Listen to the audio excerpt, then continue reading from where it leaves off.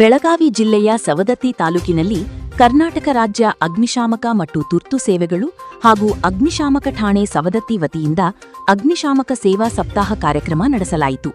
ದಿನಾಂಕ 14-4-2026 ರಿಂದ 20-4-2026 ಶಾಲಾ ಮಕ್ಕಳಿಗೆ ಸುರಕ್ಷಿತ ಶಾಲೆ, ಸುರಕ್ಷಿತ ಆಸ್ಪತ್ರೆ, ಅಗ್ನಿ ಸುರಕ್ಷತೆಯ ಅರಿವುಳ್ಳ ಸಮಾಜ ಹಾಗೂ ಅಗ್ನಿ ಮುಂಜಾಗ್ರತೆಗಾಗಿ ಒಂದಾಗಿ ಎಂದು ಕಾರ್ಯಕ್ರಮಗಳು ಹಮ್ಮಿಕೊಂಡು ಅಗ್ನಿ ಅವಘಡ ಬಗ್ಗೆ ಮುಂಜಾಗ್ರತೆಯ ಕ್ರಮ ಹೇಗೆ ಕೈಗೊಳ್ಳಬೇಕು ಹಾಗೂ ಅಗ್ನಿ ಅವಘಡ ಸಂಭವಿಸಿದರೆ ಹೇಗೆ ನಿಯಂತ್ರಣ ಮಾಡಬೇಕು ಎಂದು ಶಾಲಾ ಮಕ್ಕಳಿಗೆ ತರಬೇತಿ ನೀಡಿದರು.